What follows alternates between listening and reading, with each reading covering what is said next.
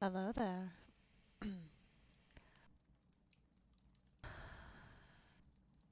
Sorry to hear that that's actually drained you, Dragon. Well, hopefully you feel better later on.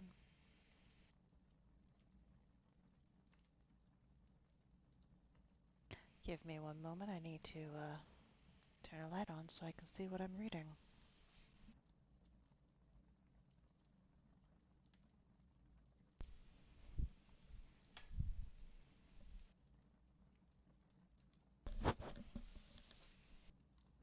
Okay, that's better.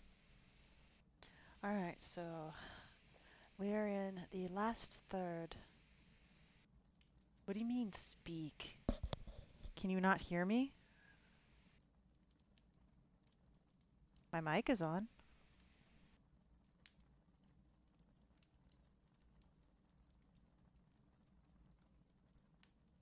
Can you guys not hear me? Oh, sorry about that.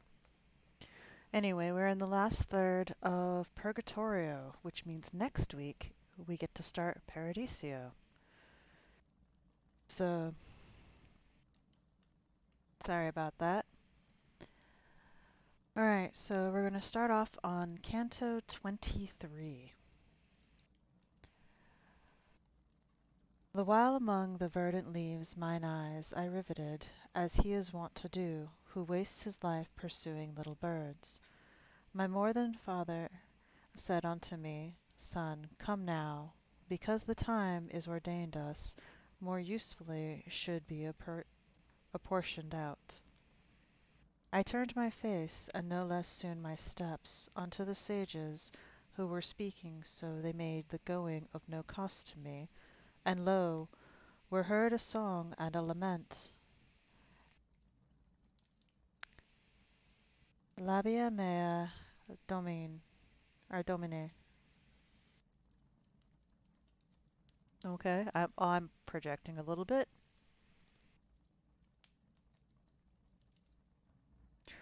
In fashion, such that delight and dolence it brought forth. O my sweet father, what is this I hear? Began I, and he answered, Shades that go, perhaps the not unloosening of their debt, in the same way that thoughtful pilgrims do, who, unknown people on the road o'ertaking, turn themselves round to them, and do not stop. Even thus, behind us, with a swifter motion, coming and passing onward, gazed upon us, a crowd of spirits silent and devout. Each in his eyes was dark and cavernous, pallid in face, and so emaciate that from the bones the skin did shape itself. I do not think that so to merest rind could Enrichthon have been withered up by famine when most fear he had of it. Thinking within myself, I said, Behold, this is the folk who lost Jerusalem, when Mary made a prey of her own son. Their sockets were like rings without the gems. Whoever in the face of men reads Omo might well in these have recognized the M. Who would believe the odor of an apple, begetting longing, could consume them so, and that of water without knowing how? I still was wondering what so famished them, for the occasion not yet manifest, of their emaciation and sad squalor, and lo, from out the hollow of his head, his eyes a shade turned on me, and looked keenly, then cried aloud, What grace to me is this? Never should I have known him by his look, but in his voice was evident to me that which his aspect had suppressed within it. This spark within me wholly rekindled my recognition of his altered face, that I recalled the features of Forez. Ah, do not look at this dry leprosy, entreated he, which doth my skin discolour, nor at default of flesh that I may have. But tell me truth of thee, and who are those two souls that yonder make for thee an escort? Do not delay in speaking unto me. That face of thine, which dead I once bewept, gives me for weeping now no lesser grief, I answered him, beholding it so changed. But tell me, for God's sake, what thus denudes you. Make me not speak while I am marvelling, for ill speak he who's full of other longings. And he to me, from the eternal council falls power into the water and the tree behind us left, whereby I grow so thin. All of this people who lamenting sing, for following beyond measure appetite, in hunger and thirst are here resanctified. Desire to eat and drink enkindles in us the scent that issues from the apple tree, and from the spray that sprinkles o'er the verdure. And not a single time alone, this ground encompassing, is refreshed our pain. I say our pain, and ought to say our solace. For the same wish doth lead us to the tree, which led the Christ rejoicing to say, Eli, and when his veins he liberated us. And I to him, Pharisee, for that day when for a better life thou channelest or changest worlds, up to this 5 years have not rolled around. If sooner were the power exhausted in thee, of sinning more than thee the hour surprised, of that good sorrow which to God reweds us, how hast thou come up hitherward already? I thought to find thee down there underneath, where time for time doth reinstitution make, or restitution make. And he to me thus speedily has led me to drink of the sweet wormwood of these torments, my Nella with her overflowing tears. She with the prayers devout, and with her sighs, has drawn me from the coast where one awaits, and from the other circles set me free. So much more dear and pleasing is to God, my little widow, whom so much I loved, as in good works she is the more alone. For the Barbagia of Sardinia, by far more modest in its women is than the Barbagia I have left her in. O brother sweet, what wilt thou have me say?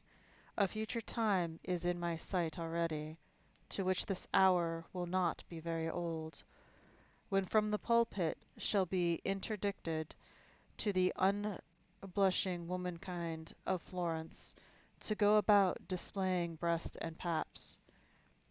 What savages were ere, what Saracens who stood in need, to make them covered go, O spiritual, or of spiritual or other discipline? But if the shameless women were assured of what swift heavens prepares for them, already wide open would they have their mouths to howl. For if my foresight here deceive me not, they shall be sad ere he has bearded cheeks, who now is hushed to sleep with lullaby. O brother, now no longer hide thee from me. See that not only I, but all these people are gazing there, where thou doth veil the sun. Whence I to him, if thou bring back to mind what thou with me hast been, and I with thee, the present memory will be grievous still. Out of that life he turned me back, who goes in front of me, 2 days agone, when round the sister of him yonder show herself. And to the sun I pointed. Through the deep night of the truly dead has this one led me, with this true flesh that follows after him. Thence his encouragements have led me up, ascending, and still circling round the mount that you doth straiten, whom the world made crooked. He says that he will bear me company. 'Tis I shall, till I shall be where Beatrice will be. There it behooves me to remain without him. This is Virgilius, who thus says to me, and I pointed at him.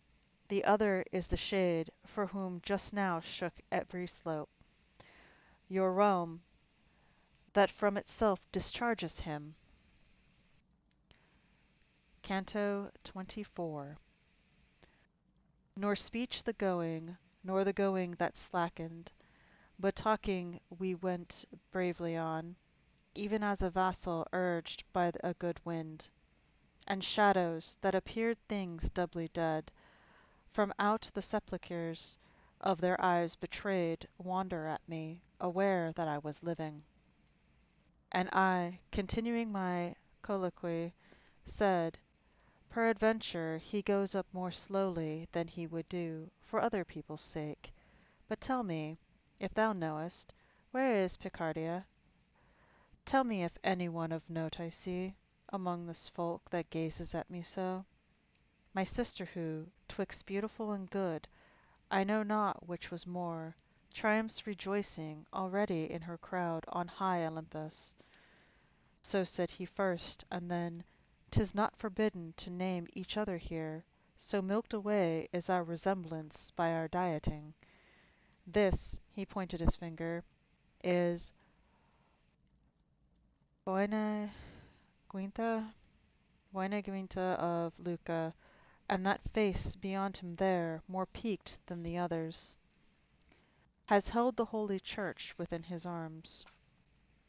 From Tours was he, and purges by his fasting Bolsena's eels and the Venetia wine. He named me many others one by one, and all contented seemed at being named, so that this I saw not one dark look. I saw for hunger bite at empty air Ubaldin dalla Pila and Boniface, who with his crook had pastured many people. I saw Messer Marchese, who had leisure once at Forli for drinking with less dryness, and he was one who ne'er felt satisfied. But as he does who scans, and then doth prize one more than others, I did I him of Luca, who seemed to take most cognizance of me. He murmured, and I know not what gentuca from the place I heard, where he felt the wound of justice that doth macerate them so. O soul, I said, that seemest so desirous to speak with me, do so that I may hear thee, and with thy speech appease thyself and me. A maid is born, and wears not yet the veil, began he, who to thee shall pleasant make my city, whosoever men may blame it. Thou shalt go on thy way with this provision. If by murmuring thou hast been deceived, true things hereafter will declare it to thee.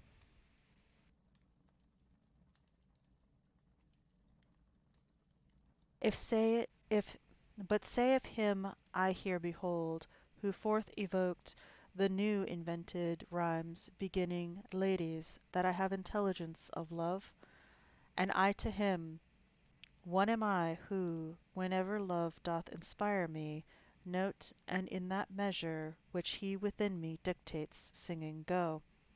O brother, now I see, he said, the knot which me, the notary, and guillotine held short of the sweet new style that now I hear.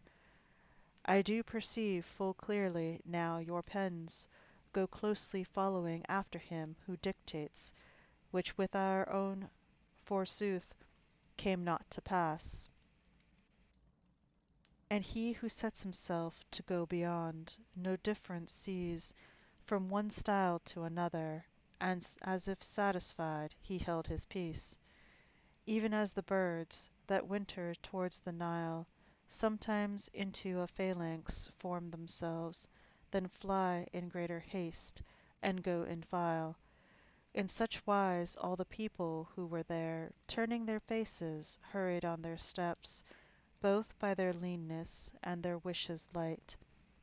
And as a man who weary is with trotting, lets his companions onward go, and walks until he vents the panting of his chest, so did Pharisee let the holy flock pass by, and came with me behind it, saying, When will it be that I shall see thee again?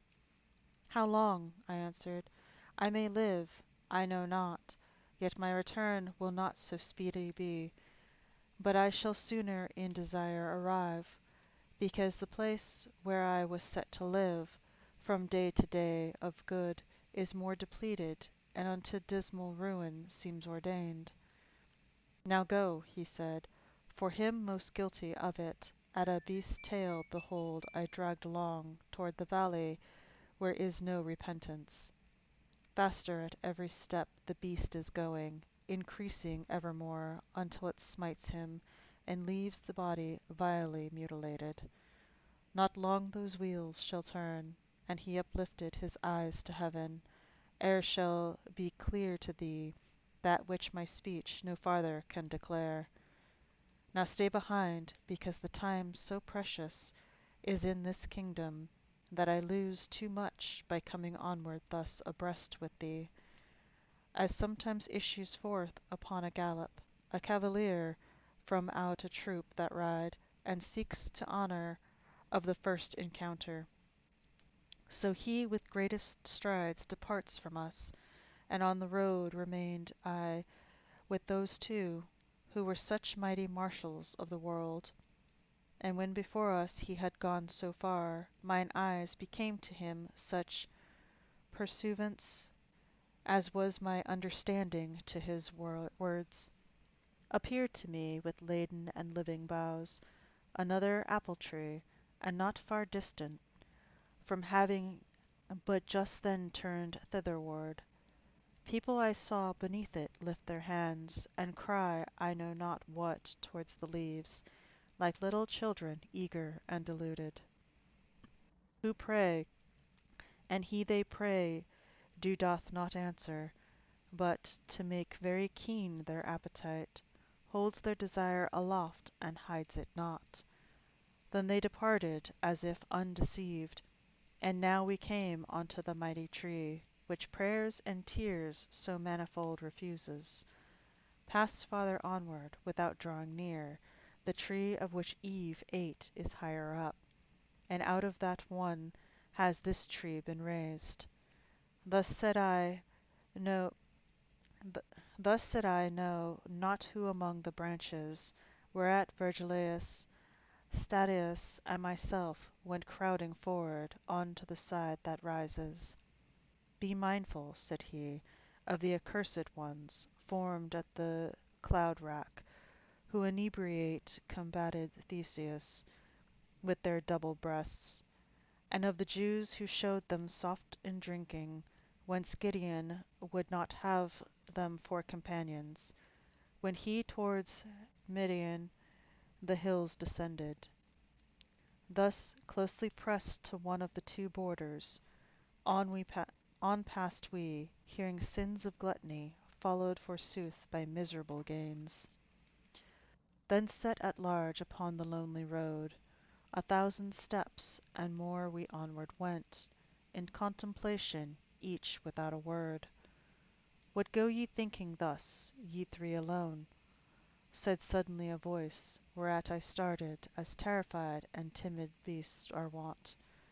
I raised my head to see who this might be, and never in a furnace was there seen metals or glass so lucent and so red, as one I saw, who said, If it may please you to mount aloft, here it behooves you turn, this way goes he who goeth after peace. His aspect had bereft me of my sight, so that I turned me back unto my teachers, like one who goeth at his hearing guides him. And as the harbinger of early dawn, the air of May doth move and breathe out fragrance, impregnate all with the herbage and with flowers. So did I feel a breeze strike in the midst my front, and felt the moving of the plumes that breathed around an odor of ambrosia, and heard it said, Blessed are they whom grace so much illuminates, that the love of taste excites not in their breasts too great desire, hungering at all times, so far as is just. Canto 25. The seventh circle, the wanton.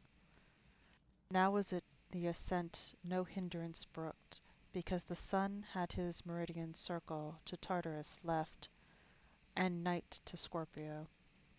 Wherefore as doth a man who tarries not, but goes his way, where whate'er to him appear, if of necessity the sting transfixed him. In this wise did we enter through the gap, taking the stairway one before the other, which by its narrowness divides the climbers. And as the little stork that lifts its wing with a desire to fly, it does not venture to leave the nest, and lets it downward droop. Even such was I, with the desire of asking, kindled and quenched unto the motion coming he makes who doth address himself to speak. Not for our peace, not for our pace, though rapid it might be, my father's sweet forbear, but said, Let fly, the bow of speech thou to the barb hast drawn. With confidence I opened then my mouth, and I began, How can one meagre grow, there where the need of nutriment applies not? If thou wouldst call to mind how Meleager was wasted by the wasting of a brand, this would not, said he, be to thee so sour, and wouldst thou think how at each tremulous motion trembles within a mirror your own image, that which seems hard would mellow seem to thee. But that thou mayest content thee in thy wish, lo Statius here, and him I call and pray, he now will be the healer of thy wounds. If I unfold to him the eternal vengeance, responded Statius, where thou present art, be my excuse that I can not deny thee. Then he began, Son, if these words of mine thy mind doth contemplate and doth receive, they'll be thy light unto the how thou sayest. The perfect blood, which never is drunk up into the thirsty veins, and which remaineth like food that from the table thou removest, takes in the heart for all the human members, virtue informative, as being that which to be changed to them goes through the veins. Again descends it where 'tis better, silent to be than say, and then drops thence upon another's blood in natural vase. There one together with the other mingles, one to be passive meant, the other active, by reason of the perfect place it springs from, and being conjoined begins to operate, coagulating first, then vivifying what for its matter is made consistent. The active virtue, being made a soul, as of a plant, in so far different, this on the way is that arrived already, then works so much that now it moves and feels like a sea fungus, and then undertakes to organize the powers whose seed it is. Now sun dilates, and now descends itself, the virtue from the generator's heart, where nature is intent on all the members. But how from animal it man becomes, thou dost not see as yet. This is a point which made a wiser man than thou once err, so far that in his doctrine separate, he made the soul from possible intellect, for he no organ saw, by this assumed.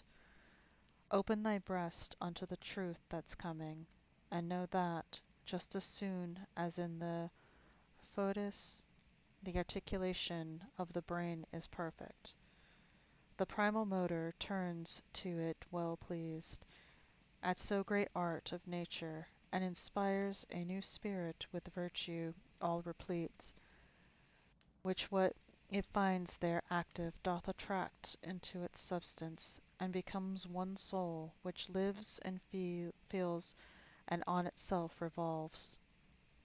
And that thou less may wonder at my word, behold the sun's heat, which becometh wine, joined to the juice that from the vine distills. Whatever Lachesis has no more thread, or whenever Lachesis has no more thread, it separates from the flesh, and virtually bears with itself the human and divine. The other faculties are voiceless all, the memory, the intelligence, and the will in action far more vigorous than before. Without a pause it falleth on itself, in marvellous way, on one shore or the other. There of its roads it first is cognizant, soon as the place where circumscribeth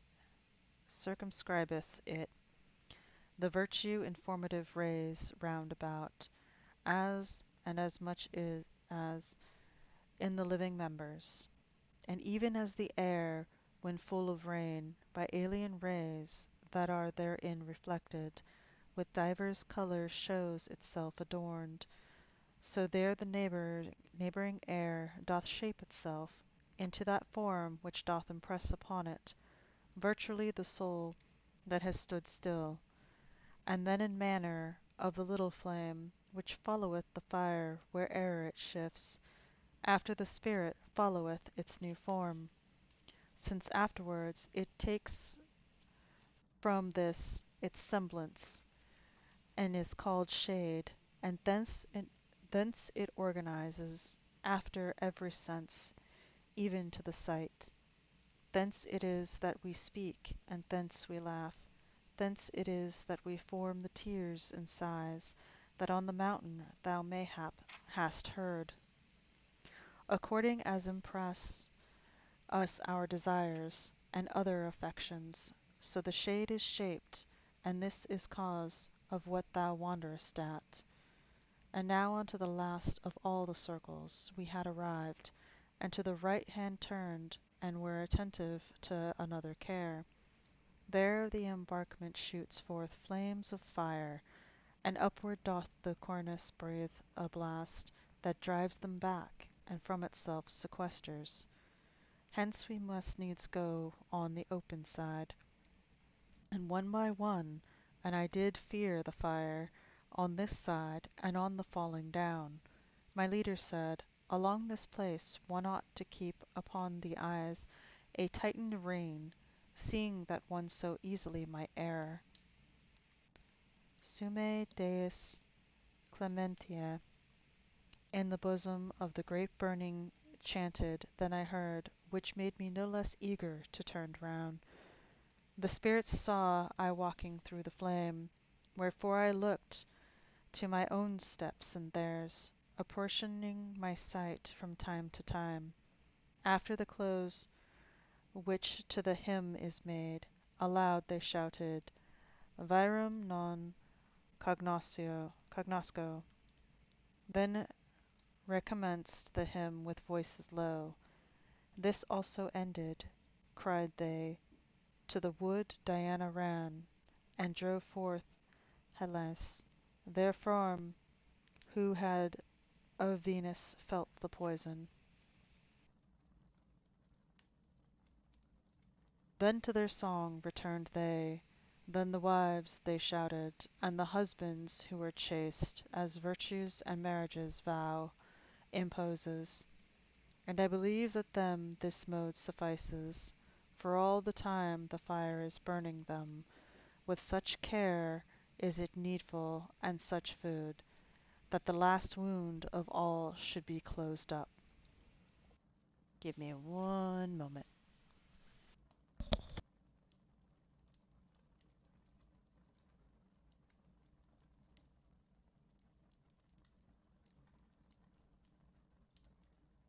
That I heard a knock.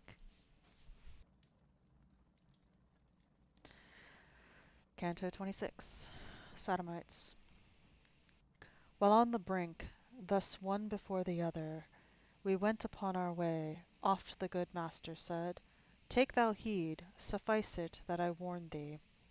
On the right shoulder smote me now the sun, that raying out, already the wheel west changed from its azure aspect to white. And with my shadow did I make the flame appear more red, and even to such a sign shades saw I many, as they went give heed. This was the case, this was the cause that give them a beginning to speak of me, and to themselves began they to say, "That seems not a factitious body." Then towards me, as far as they could come, came certain of them, always with regard, not to step forth where they would not be burned.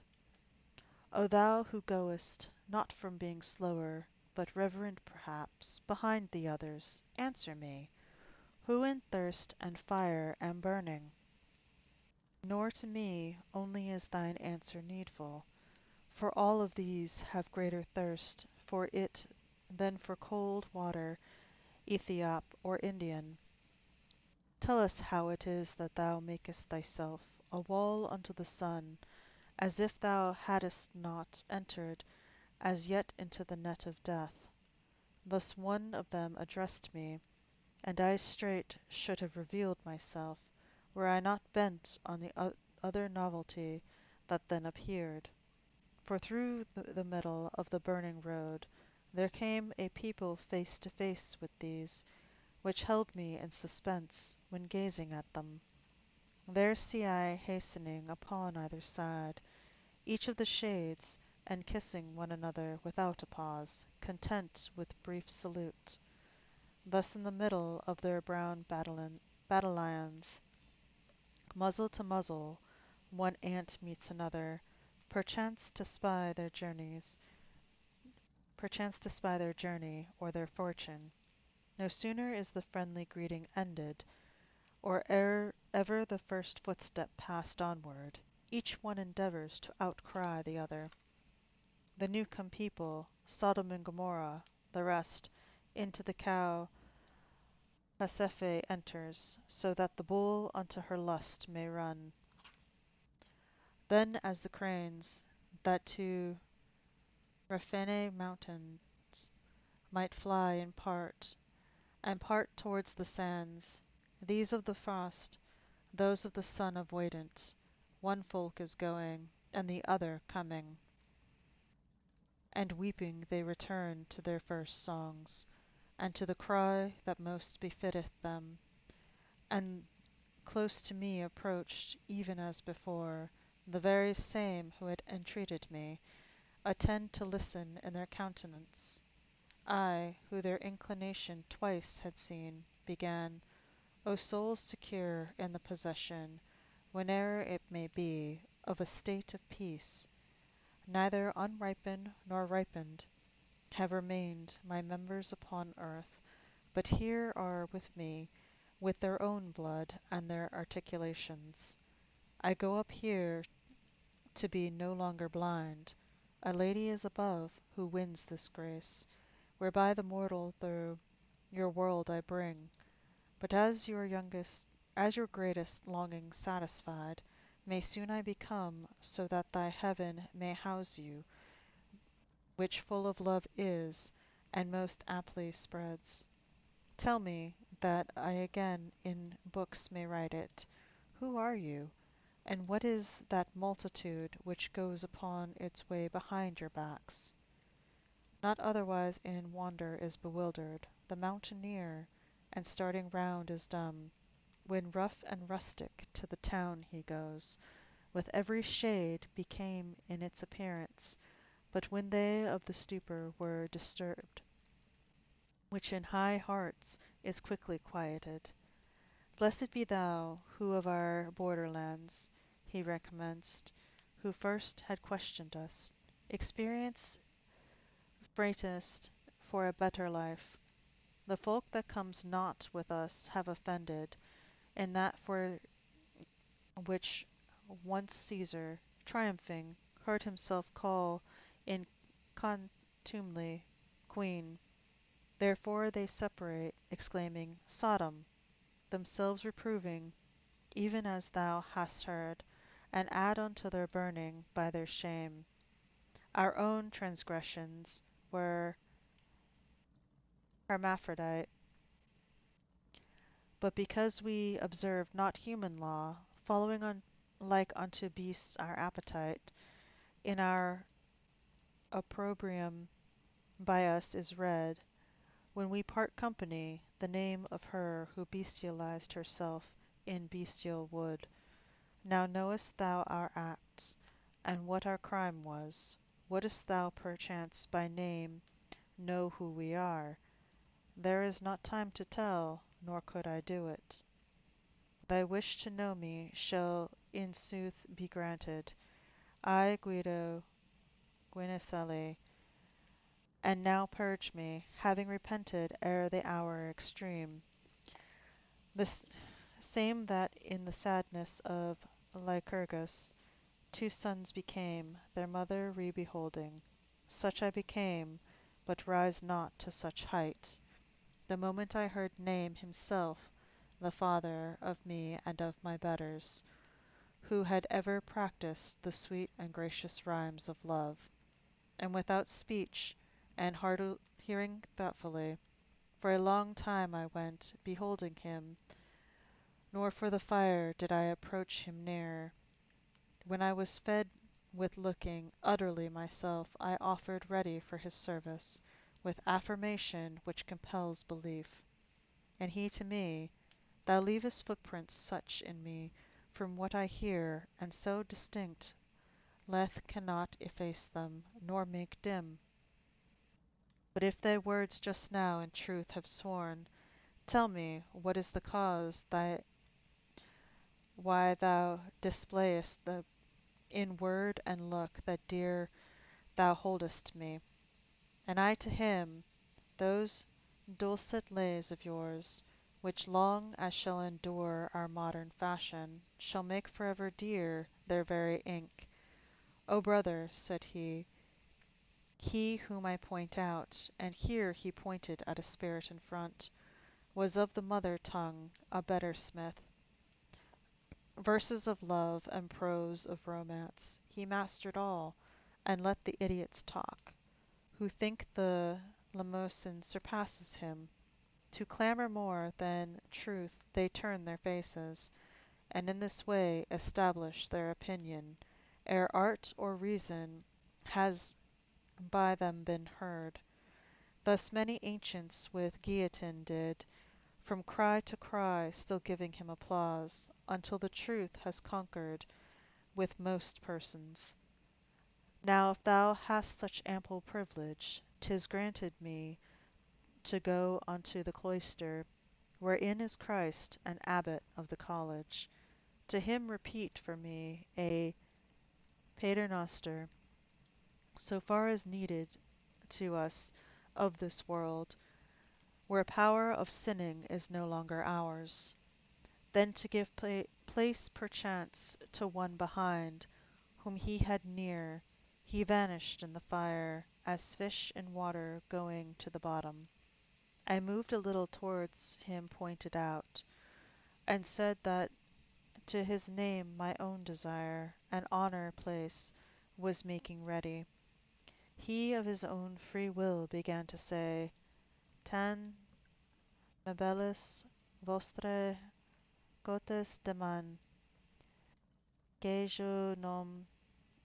I cannot read this. Um, so pleases me your courteous demand. I cannot and I will not hide me from you. I am Arnaud, who weep and singing go. Contrite I see the folly of the past, and joyous see the hoped for day before me. Therefore I do implore you, by the power which guides you to the summit of the stairs, be mindful and assuage my suffering. Then hid him in the fire that purifies him. Canto 27. The Wall of Fire and the Angel of God. As when he vibrates forth his earliest rays, in regions where his Maker shed his blood, the Ebro falling under lofty Libra, and waters in the Ganges burn with noon, so stood the sun, hence was the day departing, when the glad angel of God appeared to us.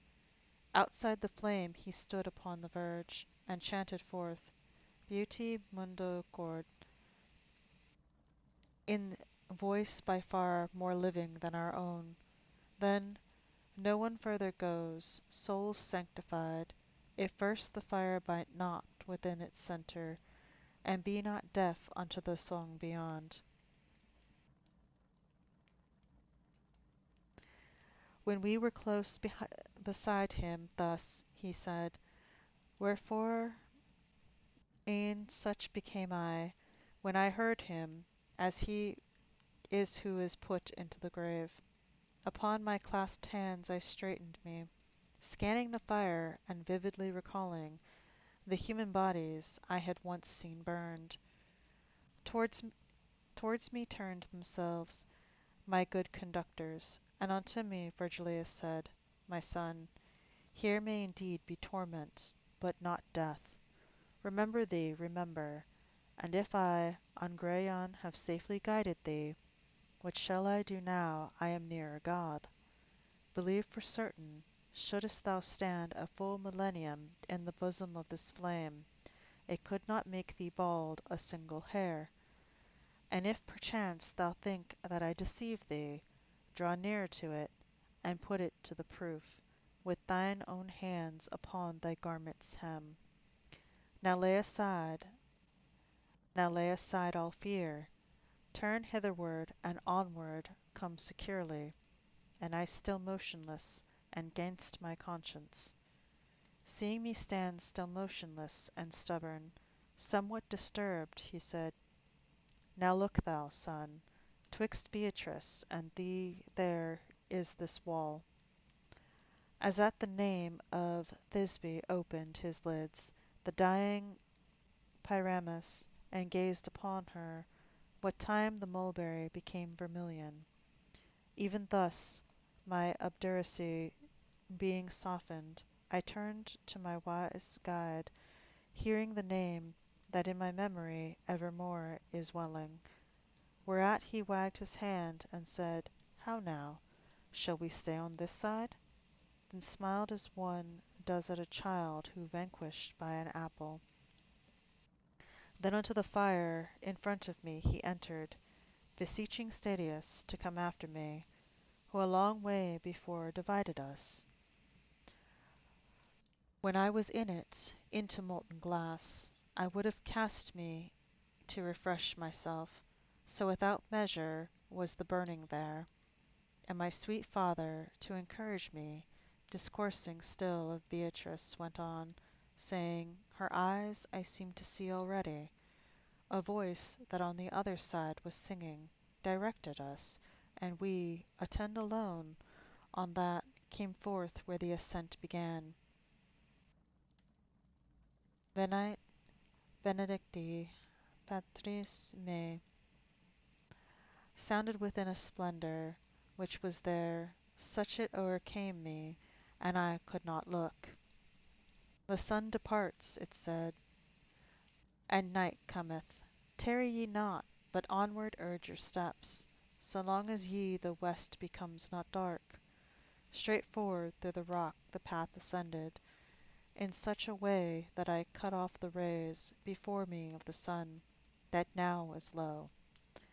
And of the few stairs we had yet made essay, ere by the vanquished sun By the vanished shadow and the sun setting behind us we perceived, I and my sages, an air in all its parts immeasurable, the horizon of one aspect had become, the night her boundless desperation held. Each of us a stair had made his bed, because the nature of the mount took from us the power of climbing more than the delight. Even as in ruminating passive grow the goats who have been swift and venturesome upon the mountain tops ere where they fed. Hey, Garlic, hushed in the shadow while the sun is hot, watched by the herdsman who upon his staff is leaning, and in leading tendereth them.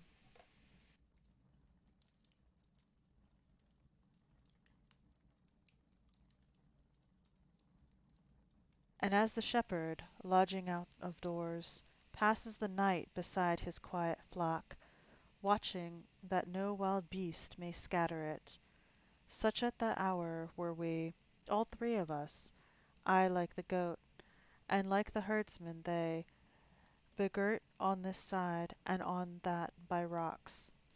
Little could there be seen of things without, but through that little I beheld the stars, more luminous and larger than their wont.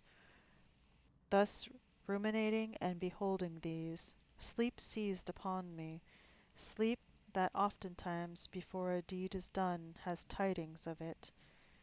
It was the hour, I think, when from the east first on the mountain Cythera beamed, who with the fire of love seems always burning.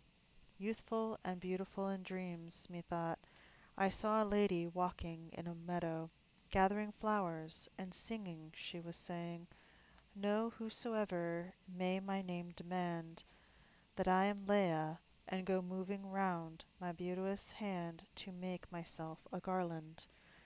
To please me at the mirror, here I deck thee, but never does my sister Rachel leave her looking glass, and sitteth all day long.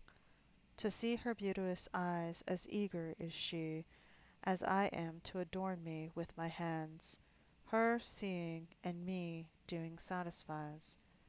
And now before the Antilucan splendors, that unto pilgrims the more grateful rise, as home returning less remote they lodge. The darkness fled away on every side, and slumber with it. Upon I rose, seeing already the great Masters risen. That apple sweet, which through many branches the care of mortals goeth in pursuit of, to-day shall put a peace in thy hungerings. Speaking to me, Virgilius of such words as these made use, and never were there guerdons that could in pleasantness compare with these. Such longing upon longing came upon me, to be above, that each step thereafter, for flight I felt in me the pinions grow, when underneath us was the stairway all run o'er, and we were on the highest step. Virgilius fastened upon me his eyes, and said, The temporal fire and the eternal sun thou hast seen, and to a place art come, where of myself no farther I discern. By intellect and art I here have brought thee. Take thine own pleasure for thy guide henceforth. Beyond the step ways and the narrow art thou. Behold the sun that shines upon thy forehead.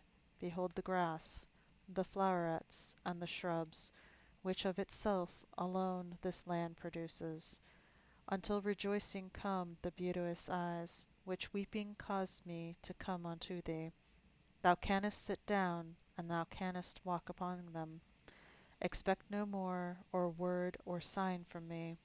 Free and upright the sound is thy free will, and error were it not to do its bidding. Thee o'er thyself I therefore crown and meter. Canto 28. The River Lith. eager already to search in and round thy heavenly forest, dense and in living green, which tempered to the eyes the newborn day. Withouten more delay I left the bank, taking the level country slowly, slowly, over the soil that everywhere breathes fragrance. A softly breathing air, that no mutation had in itself, upon the forehead smote me, no heavier blow than of a gentle wind, whereat the branches, lightly tremulous, did all of them bow downward toward that side, where its first shadow cast the holy mountain, yet not from their upright direction swayed, so that the little birds upon their tops should leave the practice of each art of theirs, but with full ravishment the hours of prime, singing, receiving they in the midst of leaves, that ever bore a burden to their rhymes, such as from branches to branch goes gathering on through the pine forests on the shore of Chiasse, when Aeolus unlooses the sirocco. Already my slow steps had carried me into the ancient wood so far that I could not perceive where I had entered it, and lo, my further course a stream cut off, which toward the left hand, with its little waves, bent down the grass that on its margin sprang. All waters that on the earth most limpid are, would seem to have within themselves some mixture compared with that which nothing doth conceal, although it moves on with a brown, brown current, under the shade perpetual that never ray of the sun lets in, nor of the moon. With feet I stayed, and with mine eyes I passed beyond the rivulet to look upon the great variety of the fresh May.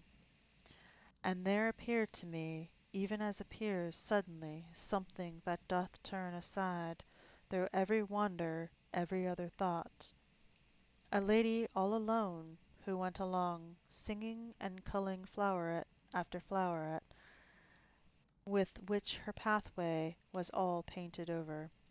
Ah, beauteous lady, who in rays of love dost warm thyself, if I may trust to looks, which the heart's witness are wont to be, may the desire come unto thee to draw near to this river's bank, I said to her, so much that I may hear what thou art singing.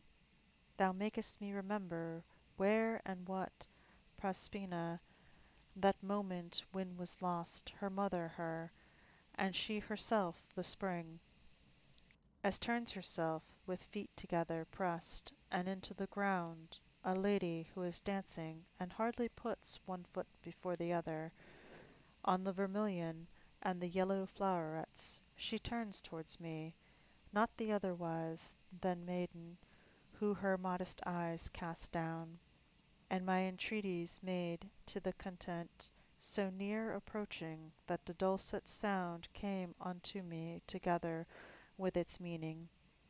As soon as she was where the grasses are, bathed by the waters of the beauteous river, to lift her eyes she granted me the boon. I do not think there shone so great a light under the lids of Venus, when transfixed by her own sun beyond his usual custom. Erect upon the other bank she smiled, bearing full many colours in her hands, which that high land produces without seed. Apart 3 paces did the river make us, but Hellespont, where Xerxes passes across, a curb still to all human arrogance. More hatred from Leander did not suffer, for ruling between Sestos and Abydos, than that from me, because it opened not then. Ye are newcomers, and because I smile, began she, peradventure, in this place, elect to human nature for its nest, some apprehension keeps you marvelling, but the psalm delectasse giveth light, which has the power to uncloud your intellect. And thou who foremost art, and didst entreat me, speak, if thou wouldst hear more, for I came ready to all thy questionings, as far as needful. The water, said I, and the forest sound, are combating within me my new faith in something which I heard opposed to this. Whence she, I will relate how from this cause proceedeth that which maketh thee to wander, and purge away the cloud that smites upon thee. The good supreme, soul in itself delighting, created man good, and this goodly pace give him as hansel of eternal peace, by his default short while he sojourned here, excuse me, by his default to weeping and to toil, he changed his innocent laughter and sweet play, that by the disturbance which below is made, by exaltations of the land and water, which far as may be follow after heat, might not upon mankind wage any war, this mount ascended toward the heavens so high, and is exempt from there where it is locked. Now since the universal atmosphere turns in a circuit with the primal motion, unless the circle is broken on some side, upon this height that all is disengaged, in living ether doth its motion strike, and make the forest sound, for it is dense, and so much power that stricken plant possesses, that with this virtue it impregnates the air, and this revolving scatters it around. And yonder earth according is 'tis worthy, in self or in its clime, conceives and bears of divers qualities, the divers tree. It should not seem a marvel then on earth, this being heard, whenever a plant without seed manifests and taketh root. And thou must know, this holy table land, in which thou art, is full of every seed, and fruit has in it never gathered there. The water which thou seest springs not from vein, restored by vapour, that the cold condenses, like to a stream that gains or loses breath, but issues from a fountain safe and certain, which by the will of God as much regains, as in it discharges open on two sides. Upon this side with virtue it descends, which takes away all memory of sin, on that of every good deed done restores it.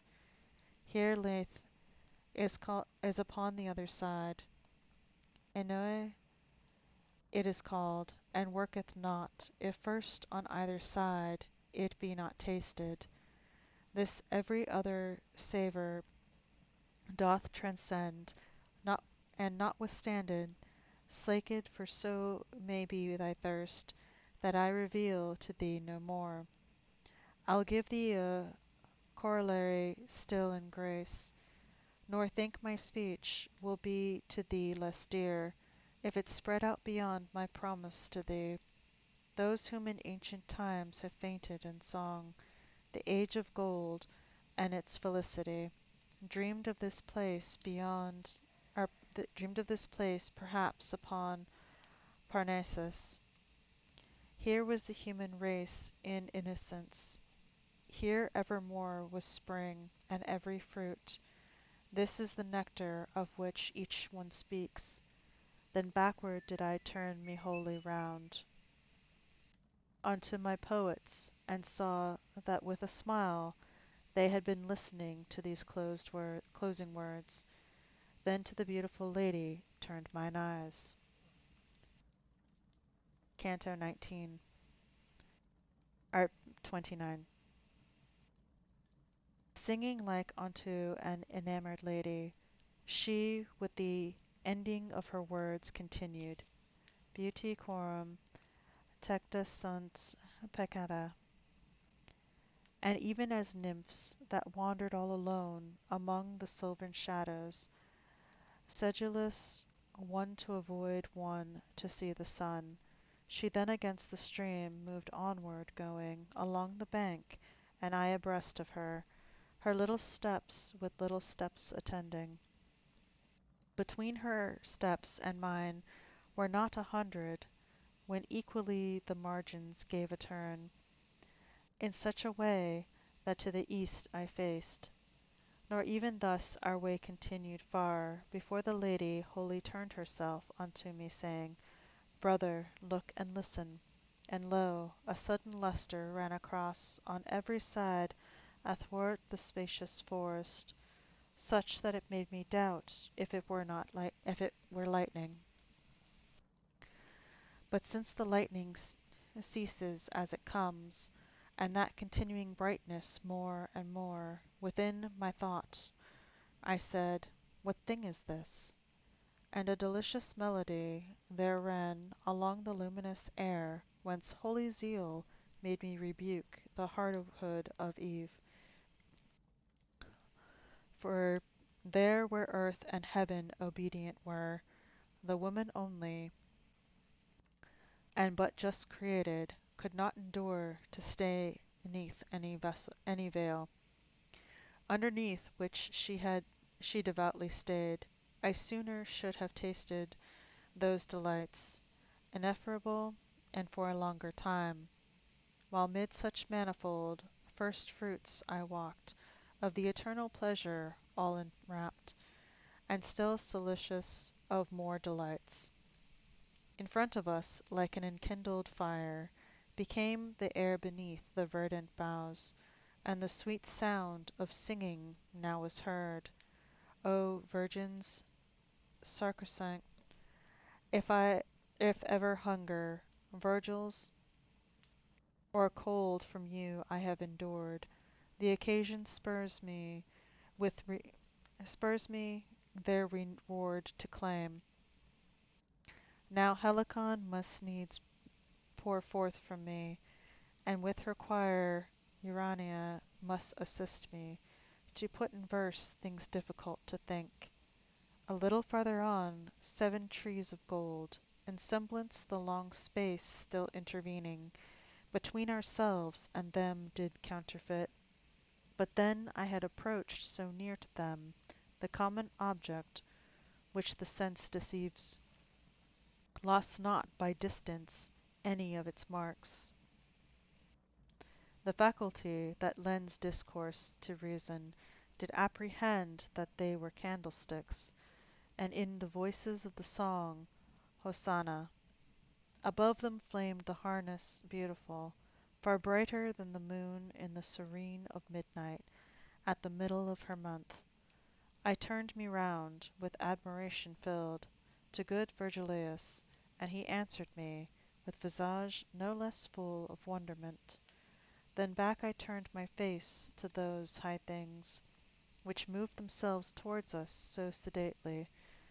They had been distanced by new wedded brides. The lady chided me. Why dost thou burn only so with affection for the living lights, and dost not look at what comes after them? Then saw I people, as behind their leaders, coming behind them, garmented in white, and such a whiteness never was on earth. The water on my left flank was resplendent, and back to me reflected me my left side, e'en as a mirror, if I looked therein. When I upon my margin had such post, that nothing but the stream divided us, better to see I gave my steps repose, and I beheld the flamants onward go, leaving behind themselves the air depicted, and they of trailing pennons had the semblance, so that it overhead remaining distinct, with sevenfold lists, all of them of the colours, whence the sun's bow is made, and Delia's girdle. These standards on the rearward longer were than was my sight, and As it seemed to me, 10 paces were the outermost apart. Under so fair a heaven as I describe, the 24 elders, 2 by 2, came on incoronate with flower de luce. They all of them were singing, Blessed thou among the daughters of Adam art, and blessed for evermore shall be thy loveliness. After the flowers and other tender grasses, in front of me upon the other margin were disencumbered of the race elect. Even as in heaven star followeth after star, there came close after them 4 animals, incoronate, each one with verdant leaf. Plumed with 6 wings was every one of them, the plumage full of eyes, the eyes of Argus.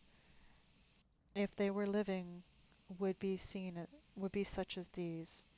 Reader, to trace their forms no more I waste my rhymes, for other spendings press me so, that I in this cannot be prodigal.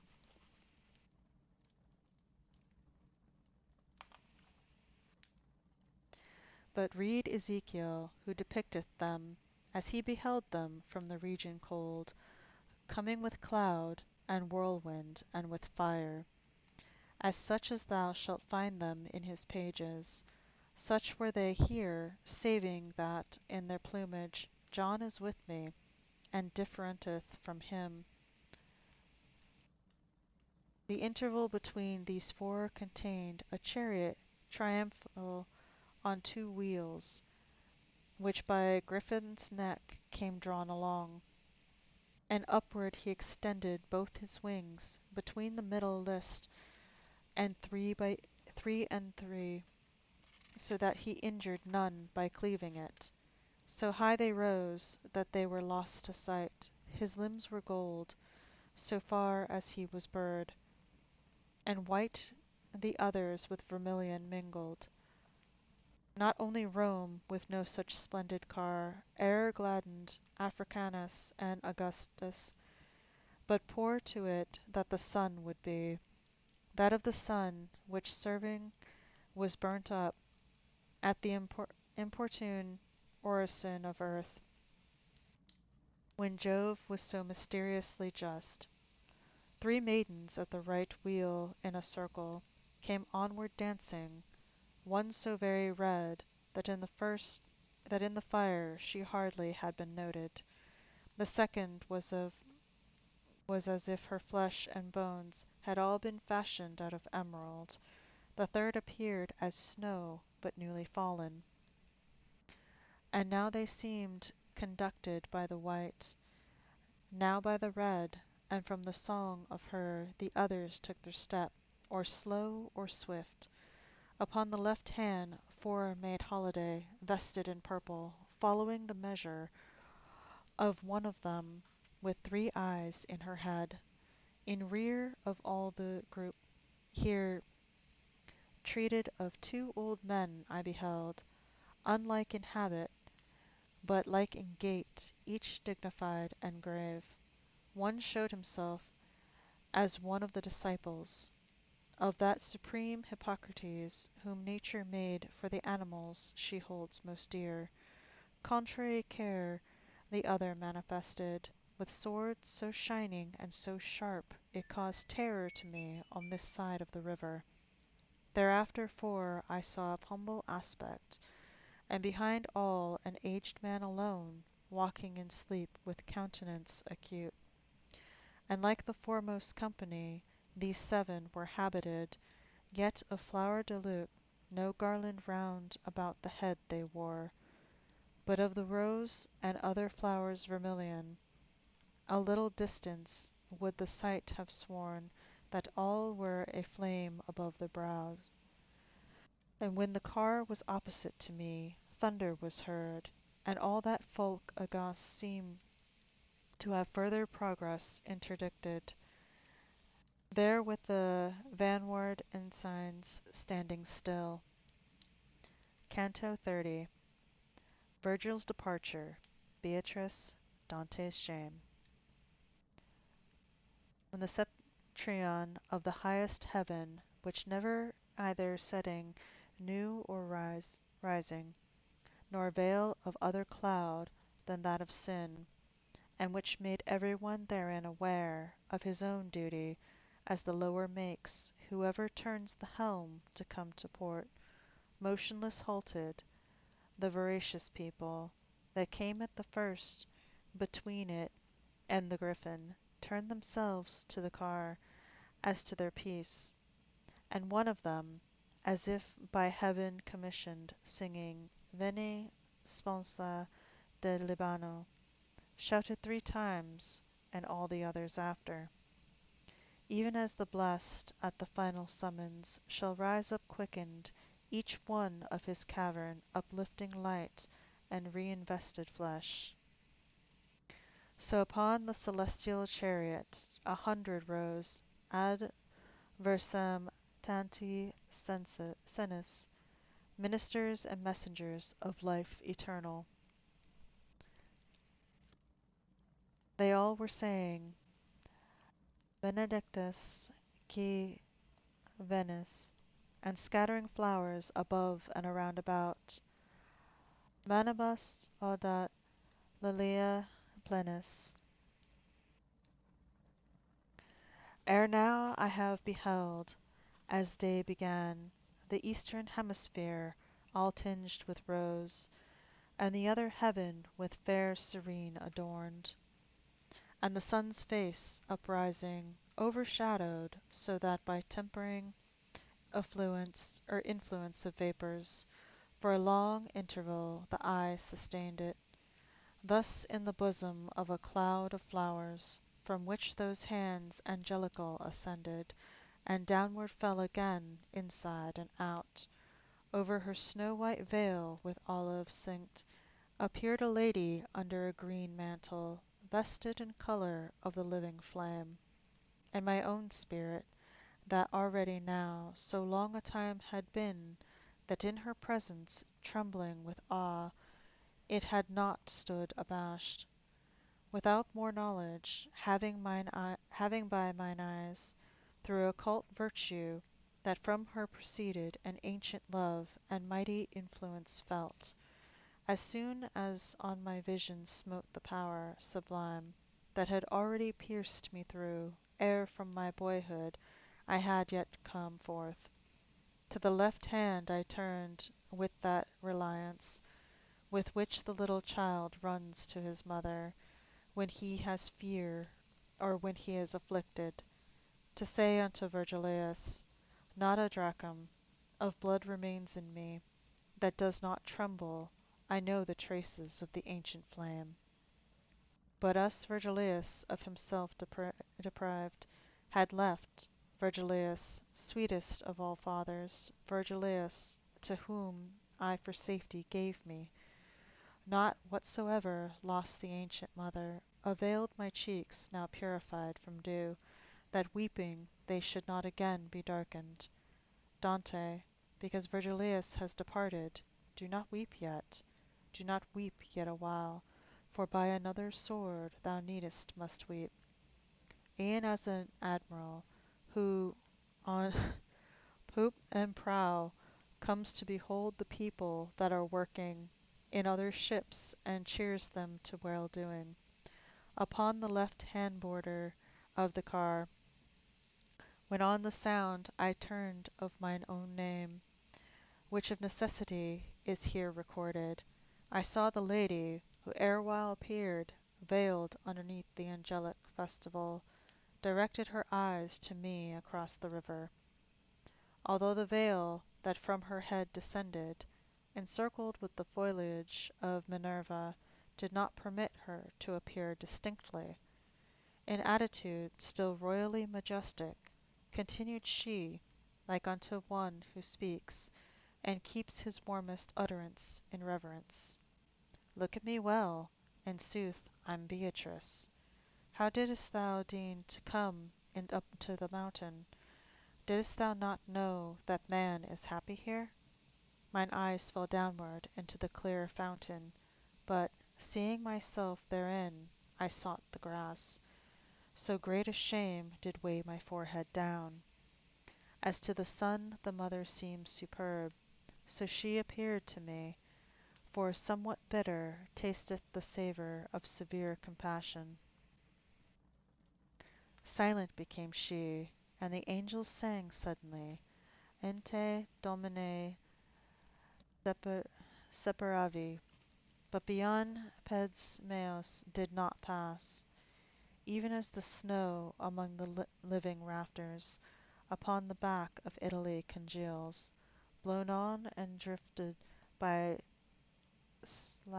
Slavonian winds, and then dissolving, trickles through itself, whene'er the land that loses shadow breathes, so that it seems a fire that melts a taper.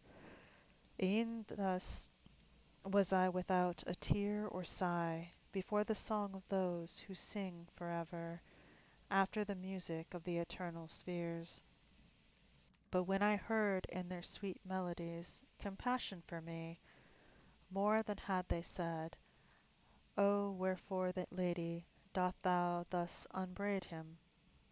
The ice that was about my heart congealed, to air and water changed, and in my anguish, their mouth and eyes came gushing from my breast.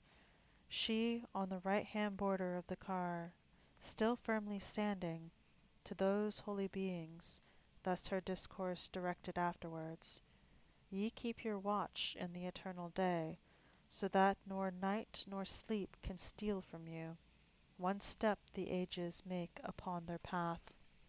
Therefore my answer is with great care, that he may hear me who is weeping yonder, so that the sin and dole be of one measure, not only by the works of those great wheels that destine every seed unto some end, according as the stars are in conjunction, but by the largess of celestial graces, which have such lofty vapours for their reign, that near to them our sight approaches not.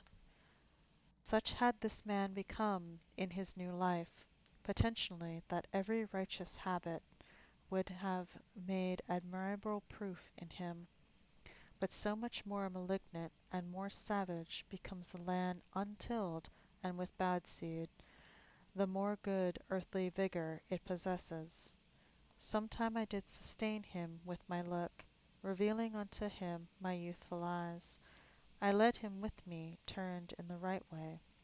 As soon as ever of my second age, I was upon the threshold, and changed life. Himself from me he took and gave to others. When from the flesh to spirit I ascended, and beauty and virtue were in me increased, I was to him less dear and less delightful, and unto ways untrue he turned his steps, pursuing the false images of good, that never any promises fulfill, nor prayer for inspiration me availed, by means of which in dreams and otherwise I called him back, so little did he heed them. So low he fell, that all appliances for his salvation were already short, save showing him the people of perdition. For this I visited the gates of death, and unto him who so far up has led him, my intercessions were with weeping borne. God's lofty fiat would be violated, if Lethe should be passed, and if such viands should tasted be, without any scot, of penitence that gushed forth in tears. Canto 31. Reproaches of Beatrice and Confessions of Dante. O thou art beyond the sacred river, turning to me the point of her discourse, that edgewise even had seemed to me so keen. She recommenced, continuing without pause, Say, say if this be true, to such a change, or charge, thine own confession needs must be conjoined. My faculties were in so great confusion, that the voice moved, but sooner was extinct. than by its organs it was set at large. A while she waited, then she said, "What thinkest? Answer me, for the mournful memories in thee not yet are the waters injured." Confusion and dismay together mingled forced such a "yes" out of my mouth that sight was needful to the understanding of it, even as a crossbow breaks when 'tis discharged too tensely drawn the bowstring, and the bow and with less force the arrow hits the mark. So I gave way beneath that heavy burden, outpouring in a torrent tears and sighs, and the voice flagged upon its passage forth.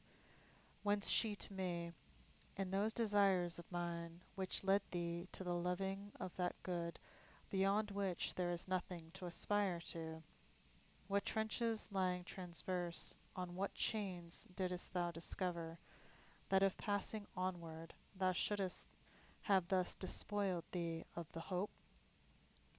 And what allurements or what vantages upon the forehead of the others showed thou shouldst turn thy footsteps unto them? After the heaving of a bitter sigh, hardly had I the voice to make response, and with fatigue my lips did fashion it. Weeping, I said, the things that present were with their false pleasure turned aside my steps, soon as your countenance concealed itself. And she, shouldst thou be silent, or deny what thou confessest, not less malignant would be thy fault, by such a judge, 'tis known. But when from one's own cheeks comes bursting forth the accusal of the sin in our tribunal, against the edge the wheel doth turn itself. But still that thou mayest feel a greater shame for thy transgression, and another time, hearing the sirens, thou mayest be more strong. Cast down the seed of weeping and attend, so shalt thou hear how in an opposite way my buried flesh should have directed thee. Never to thee presented art or nature pleasures so great as the fair limbs wherein I was enclosed, which scattered are in earth.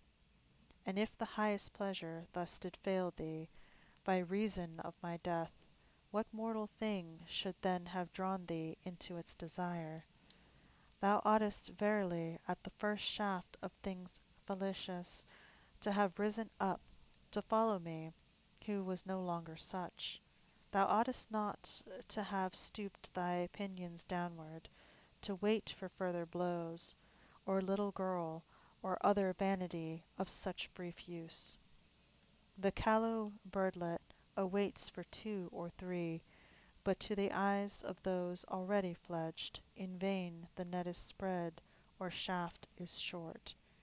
Even as children silent in their shame, standing, listening, with their eyes upon the ground, and conscious of their fault, and penitent, so was I standing, and she said, "If thou in hearing sufferest pain, lift up thy beard, and thou shalt feel a greater pain in seeing." With less resistance is the robust home uprooted, either by a native wind, or else by that from regions of Erebus. Then I upraised at her command my chin, and when she by the beard the face demanded, when I perceived the venom of her meaning, and as my countenance was lifted up, mine eyes perceived those creatures beautiful had rested from the strewing of the flowers, and, still but little reassured, mine eyes saw Beatrice turned round towards the monster, that is one person only in two natures. Beneath her veil, beyond the margent green, she seemed to me far more her ancient self, to excel than others here, when she was here. So pricked me then the thorn of penitence, that all of the other things, that one which turned me most to its love became the most my foe. Such self-conviction stung me at the heart. O'erpowered I fell, and what I then became, she knoweth who had furnished me the cause. Then, when the heart restored my outward sense, the lady I had found alone above me, I saw, and she was saying, "Hold me, hold me." Up to my throat she in the stream had drawn me, and, dragging me behind her, she was moving upon the water lightly as a shuttle. When I was near unto the blessed shore, Asperges me I heard so sweetly sung. Remember it I cannot, much less write it. The beautiful lady opened wide her arms, embraced my head, and plunged me underneath, where I was forced to swallow of the water. Then forth she drew me, and all dripping brought unto the dance of the four beautiful, and each one in her arm did cover me. We are the nymphs, and in the heaven are stars. Ere Beatrice descended to the world, we are her handmaidens, we as her handmaidens were appointed her. Will lead thee to her eyes, but for the pleasant light that within them is, shall sharpen thine and thee beyond, who more profoundly look. Thus singing as they began, and afterwards unto the griffin's breast they led me with them, where Beatrice was standing, turning us. See that thou dost not spare thine eyes, they said. Before the emeralds we have stationed thee, whence love aforetime drew for thee his weapon. A thousand longings, hotter than the flame, fastened mine eyes upon those reluctant, that still upon the griffin steadfast stayed. As in a glass the sun, not otherwise, within them was the twofold monster shining, now with the one, now with the other nature. Think, reader, if within myself I marveled, then I beheld the thing itself stand still, and in its image it transformed itself, while with amazement filled and jubilant, my soul was tasting of the food that while it satisfies us, makes us hunger for it. Themselves revealing of the highest rank, in bearing, did the other three advance, singing to their angelic saraband, "Turn, Beatrice, O turn thy holy eyes," such was their song, "unto thy faithful one, who has seen thee ta'en so many steps. In grace do us the grace that thou unveil thy face to him, so that he may discern the second beauty which thou dost conceal. O splendor of the living light eternal, who underneath the shadow of Parnassus has grown so pale, or drunk, so it at its cistern, excuse me, he would not seem to have his mind encumbered, striving to paint thee as thou didst appear, where in harmonious heaven o'ershowered thee, when the open air thou didst unveil." Canto 33 or 32. O steadfast and attentive were mine eyes, in satisfying their decennial thirst, that all my other senses were extinct. And upon this side, and on that they had walls of indifference, so the holy smile drew them unto itself with the old net, when forcibly my sight was turned away toward my left hand by those goddesses, because I heard from them too intently, and that condition of the sight which is in eyes but lately smitten by the sun bereft me of my vision of some short while, but to the less when sight reshaped itself. I say the less in reference to the greater splendor from which perforce I had withdrawn. I saw upon its right wing wheeled about the glorious host returning with the sun, and with the sevenfold flames upon their faces, as underneath its shields to save itself, a squadron turns, and with its banner wheels, before the whole thereof can change its front. That soldiery of the celestial kingdom, which marched in the advance, had wholly passed us before the chariot had turned its pole. Then to the wheels the maidens turned themselves, and the griffin moved his burden benedict, but so that not a feather of him fluttered. The lady fair, who drew me through the ford, followed with Statius and myself the wheel, which made its orbit with the lesser arc. So passing through the lofty forest, vacant by fault of her who is the serpent trusted, angelic music made our steps keep time. Perchance as great a space had in three flights an arrow loosened from the string o'erpassed, as we had moved when Beatrice descended. I heard them murmur together, Adam. Then circled they about a tree despoiled of blooms and other leafage on each bough, its tresses which so much more dilate,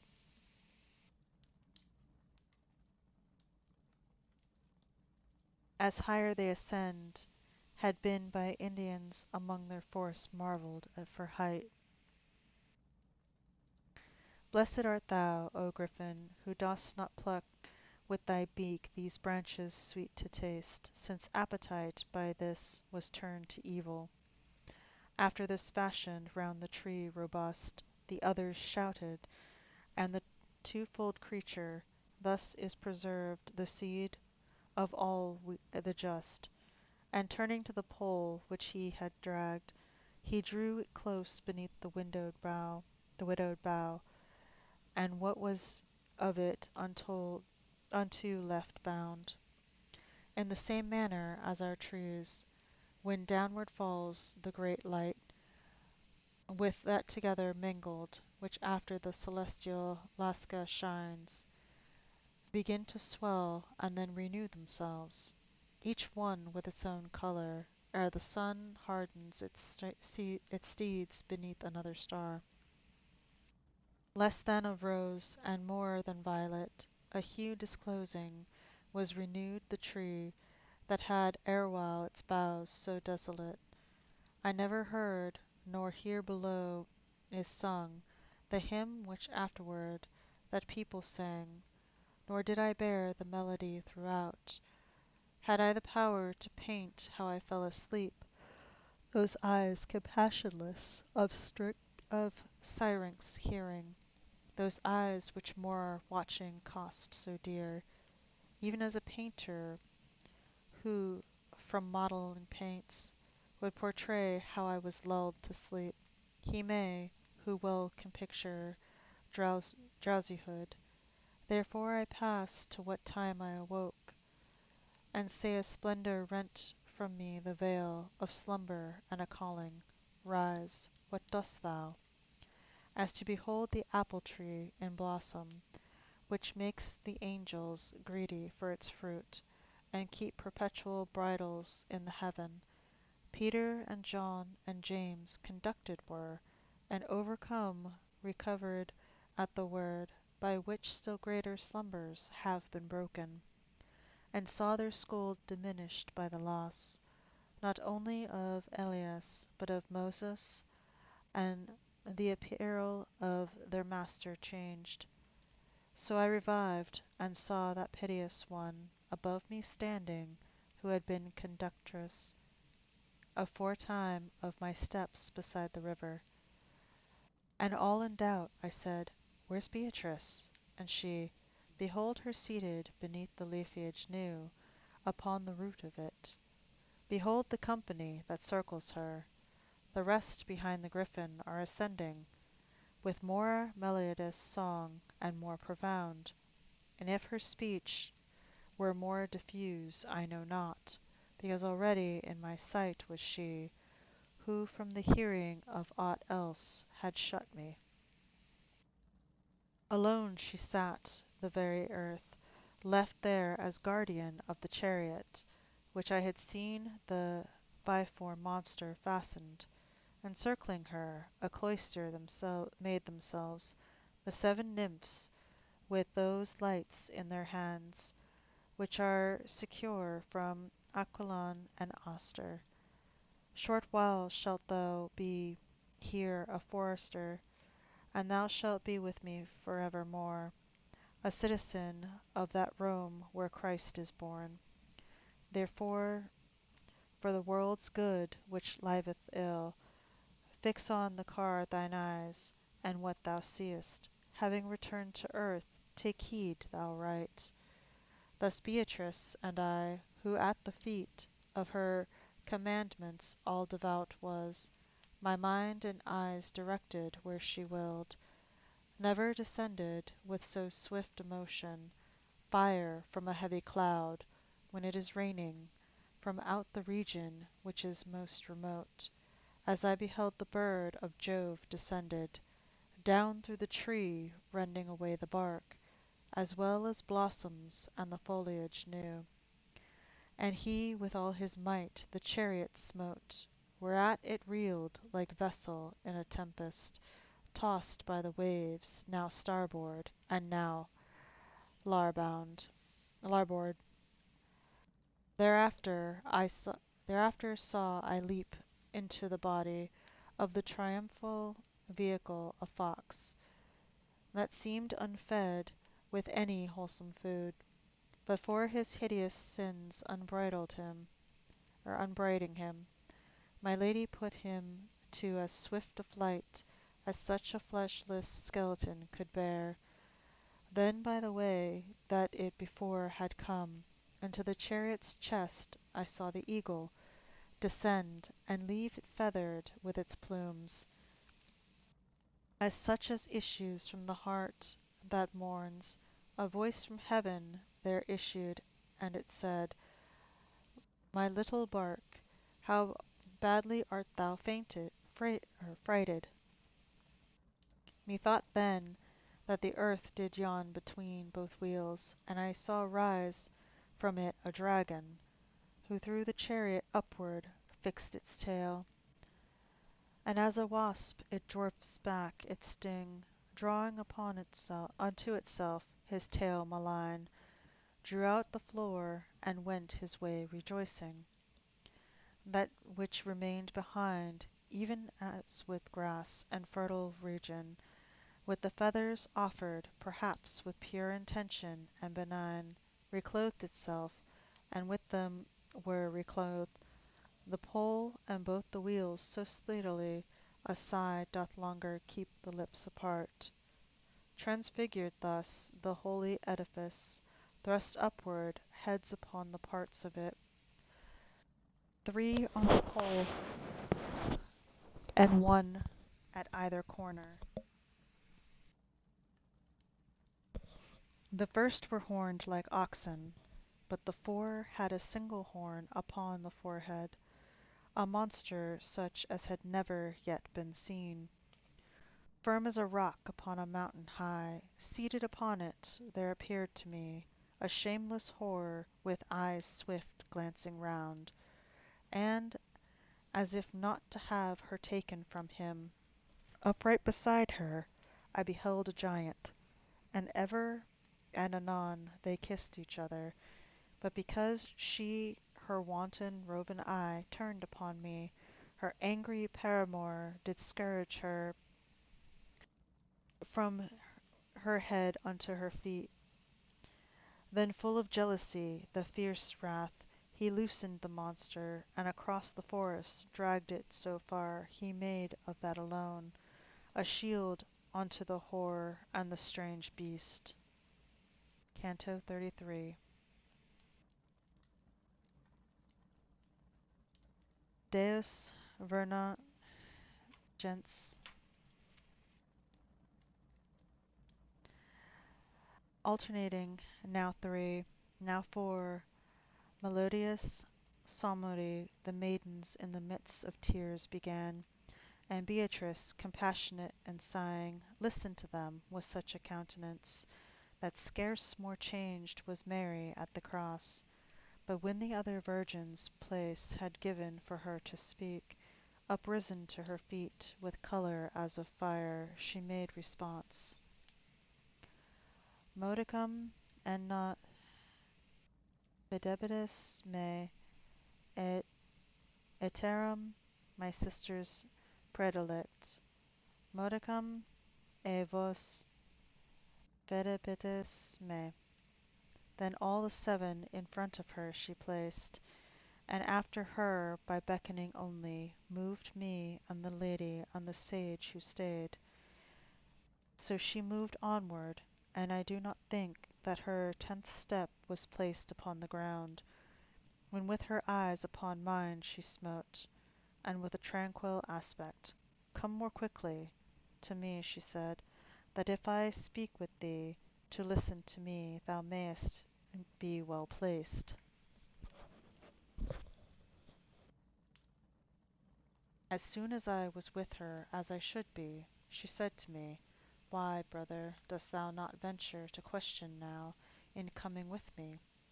As unto those who are too reverential, speaking in presence of superiors, who drag no living utterance to their teeth.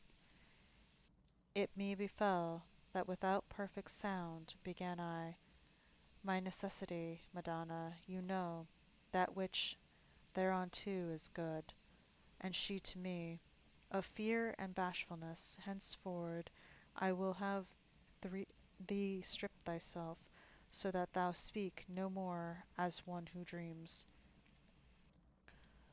Know that the vessel which the serpent broke was and is not, but let him who is guilty think that God's vengeance does not fear a sop.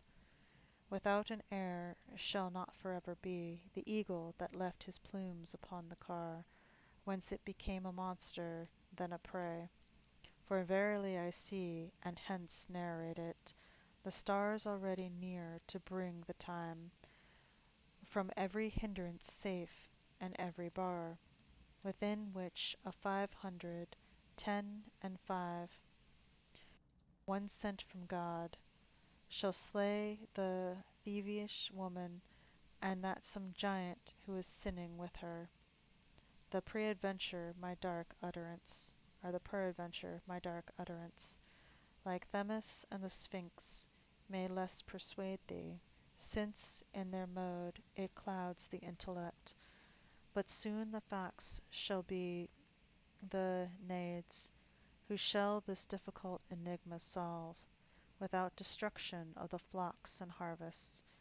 Note thou, that even as by me are uttered these words, so teach them unto those who live that life which is running unto death, and bear in mind, whene'er thou writest them, not to conceal what thou hast seen the planet, that twice already has been pillaged here.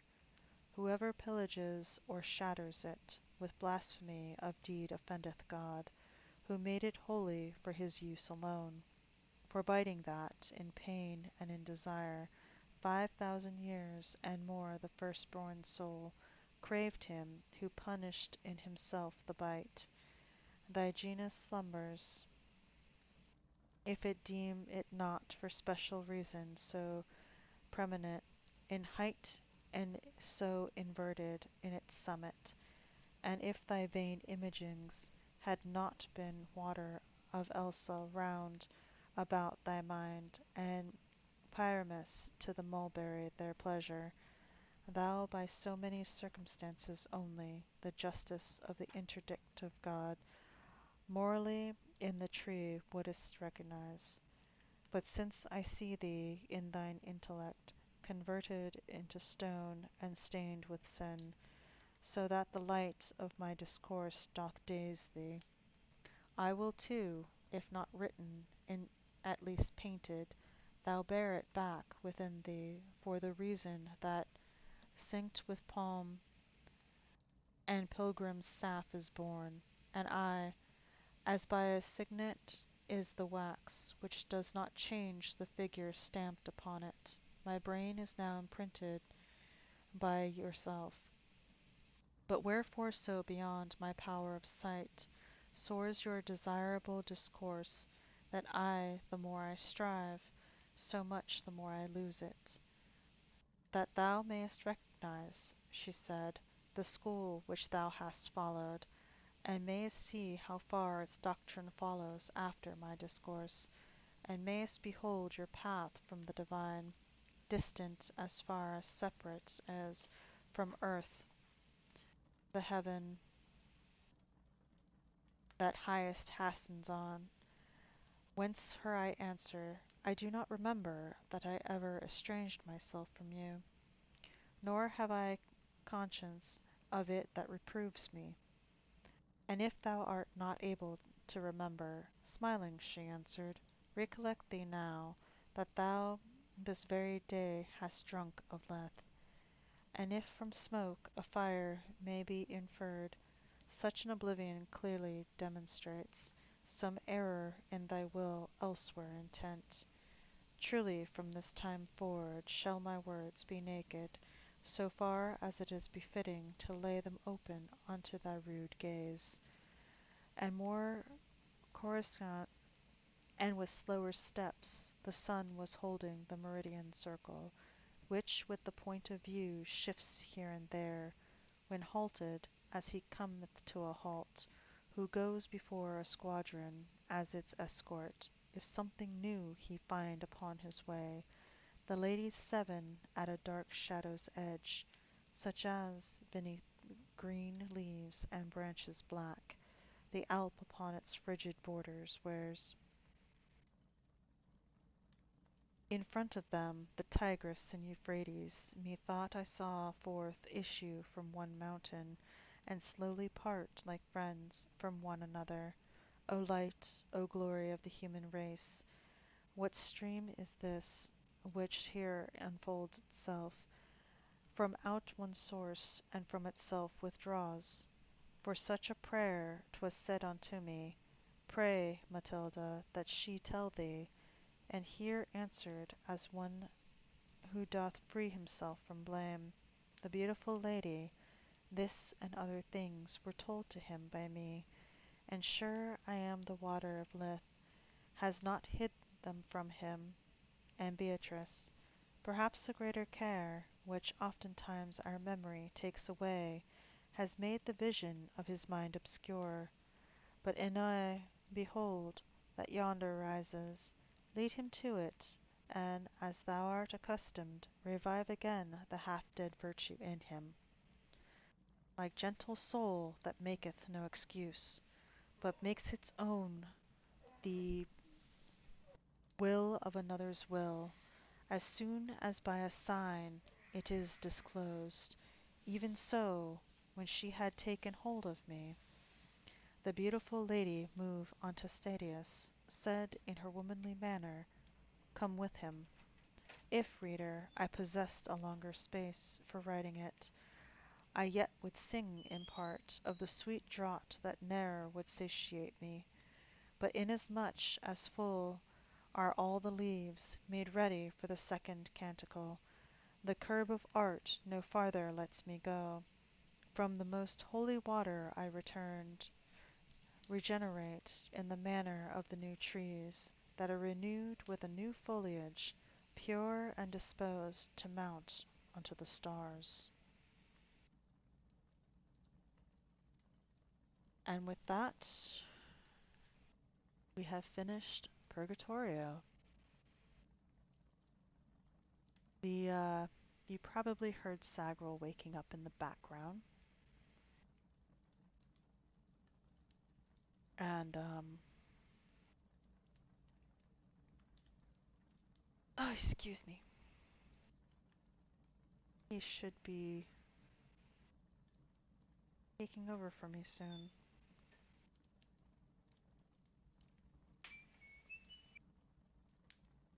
Are you ready to take over, sweetie?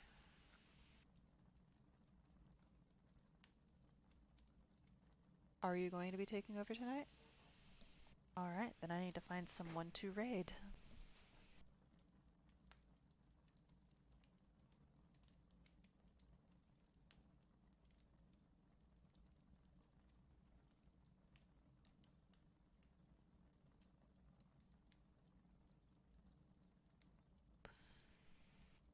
So let me go ahead and figure out who we have to raid.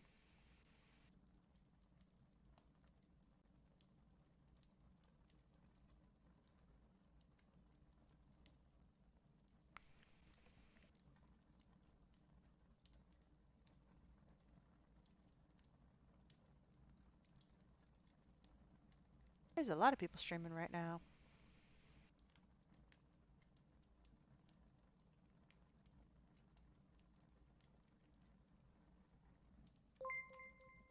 Hello.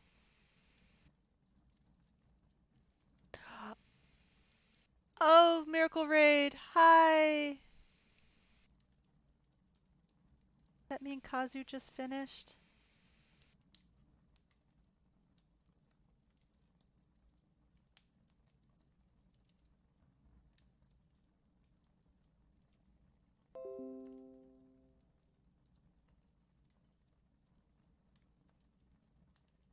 Yeah. Yeah, that was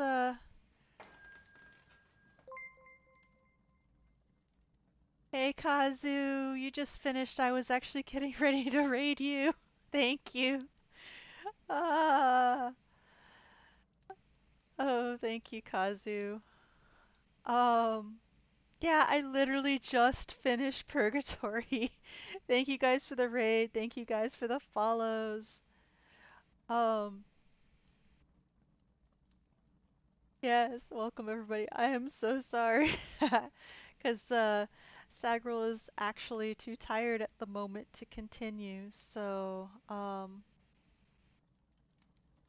the 11 cantos only take roughly 2 hours to read at a time. Thank you, Kazu, which if you ever need me to read you to sleep again, let me know. Which my model is having some issues. Thank you for the follow, Nuka Legend. Is it... Let me turn that one back on. Let me turn this back on because this one is not having as many issues as my other one. um, Kazu just rated us.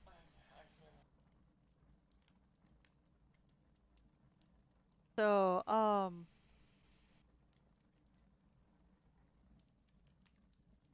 fast say unless you wanna... Yeah, he just woke up. Say unless we want to do a little bit of chaos and see if, how far Kazu and I can get along on, Played Up. Are you up for it, Kazu? Or are you gonna try to stream, hun? Uh, I am trying to wake up my Fae husband. Okay, no, don't worry about it, Kazu. It's fine. I have your eyes here, sweetie. I mean, I'm off tomorrow, so yeah, just let me know what time. So yeah, if you want to, we can do some yeah, literally just I mean, I'm one of your mods, so what time are you streaming tomorrow, Kazu? What time does your stream start?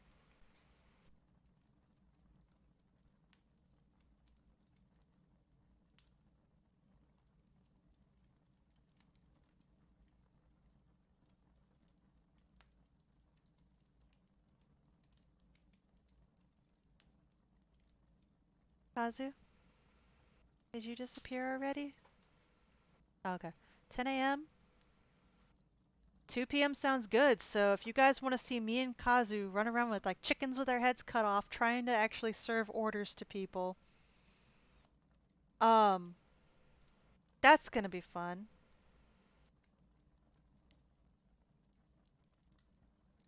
Oh, by the way, honey, it's official. I'm at 100k points. Yeah, because we have a redeem that is, you're tired, go to bed. Stop stream right now. It's 100k points. I've finally reached it. It took me 6 months to do it, too.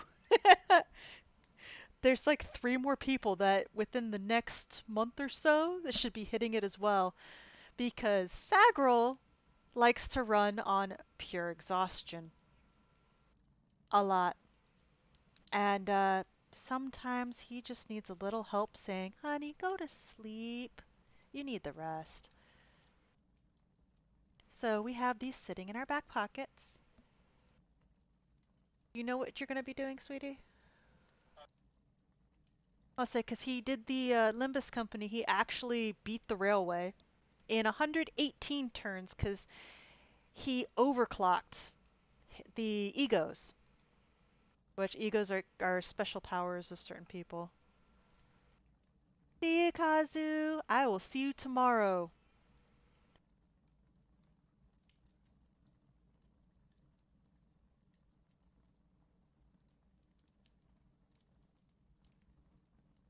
Oh, wow, that's a lot of people.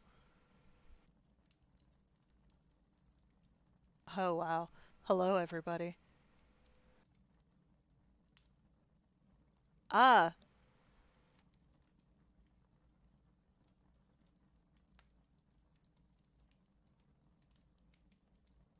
but yeah, so at the moment, I am.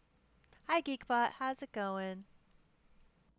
I've only seen you in the chat over in Kazu's streams. But I'm killing time right now until Sagril can choose what game he wants to play, and then I'm gonna shift the stream over to him, 'cause I don't know what to do right now. Does anybody have any questions? 'Cause this is Cafe d'Arcadia, the cafe of Arcadia is the land of the Fae. My husband and I are Fae. My husband is a Genkana, which is a Fae of the Hearth, and I'm a Balban Seath, which is a vampiric Fae. Um, but everybody who comes in the cafe is safe, and we like serving food and drinks and stuff. So we even have like doesn't even show up. Ah, we even have like a drink menu and a food menu as well. So we have some of our Streamloot cards that you can actually request certain items to be put on screen, and we will actually do that. Um, but yeah, so I typically read stories. I will play. Yeah, we are working on it. Anubis is absolutely amazing with coming up with different ideas and coming up with formats that helps so much. Yes, little construction hat. Anubis, yeah, you are like full on construction gear. You saved me so much. Like, you are so amazing. I would not even know about Streamloots if it were not for her. Like, she is absolutely amazing. Um, but yeah, so does anybody have any questions about any of the stuff? Actually, I can actually do a few little call outs. So, or so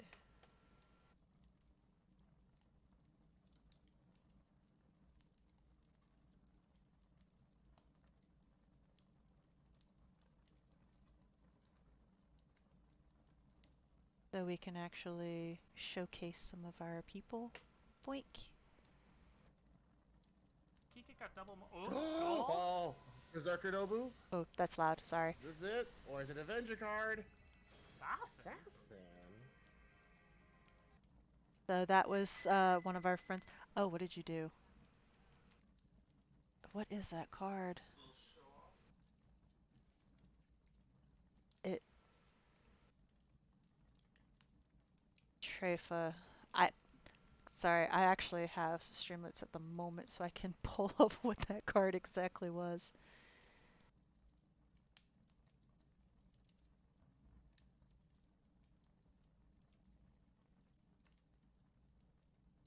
Oh, did we shift that card to a different collection?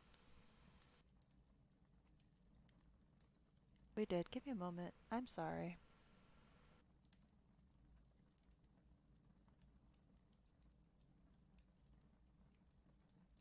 The writing on that is kind of really little.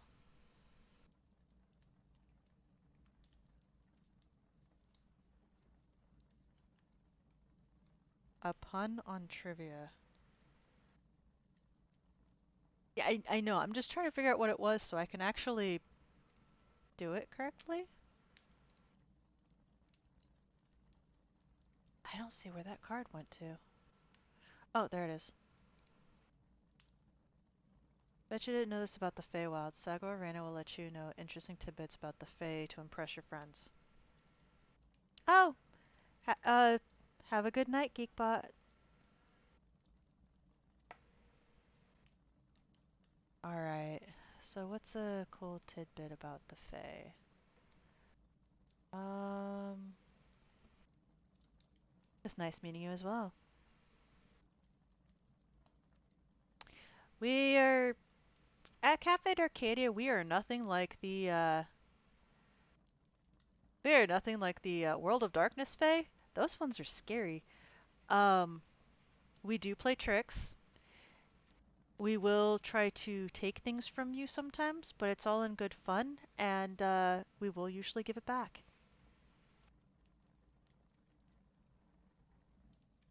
So beware the term, can I have or may I have? Because if you say yes, you just lost something. Hey, when have I lied? Faye, actually, Anubis, the Fae can't lie. I believe you know this.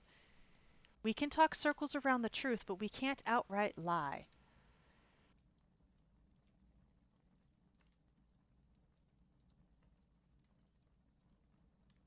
Besides, I admit a lot of things.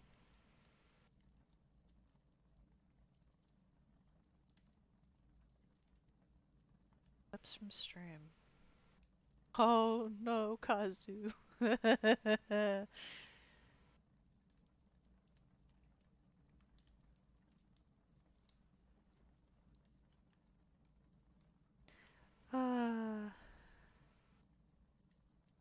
yes, we do tease, but you also tease back.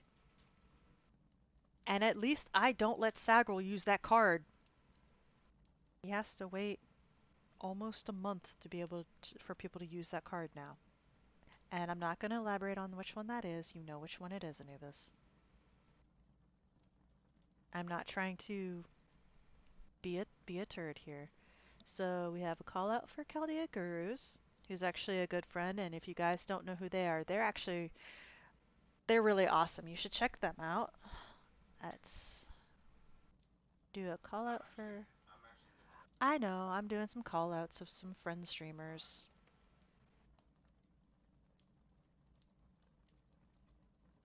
Can I have a call out for Q Because we Bean forget that the lens repeats. It doesn't mirror. or So shout we out. never do reflection, the white. Q Bean does a lot of really cool drawings, and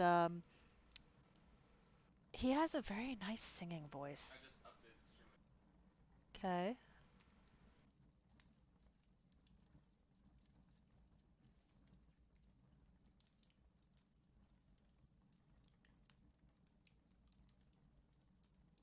And make sure I type it right, or it's not going to come out correctly.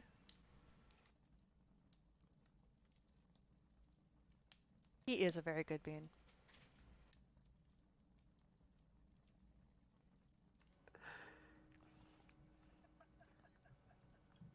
This is a shout out for Lord Garlic Butter. Here's useless. I have my virginity shield on. Oh Lord. That. All right. Not expect that one. Is there anybody else in the chat that I can do a? Yeah, the shoutouts are random. I can't choose. It literally picks a random pick. Is there anybody else that wants a shout out? Because I'm honestly not sure who else is a streamer.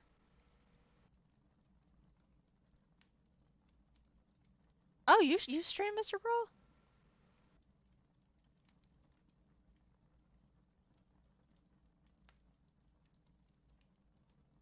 Oh, sorry. Yeah, literally, it does a call. It does a shout out for streamers. Like it will take a. I'm doing general shout-outs of friends who are streamers. Your friend is not very innocent, but not to mention, as far as I'm aware, you've been doing Resident Evil 4 lately, haven't you, Lord Garlic Butter?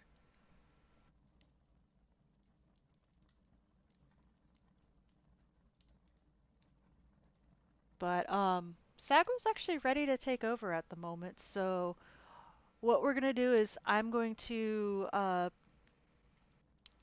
stop streaming and he's going to start streaming. So I'll need you guys to refresh as soon as you see it looks like the stream quit, and then he'll pop out, okay? So, honey, when are you ready? I'm ready. Do a countdown for me.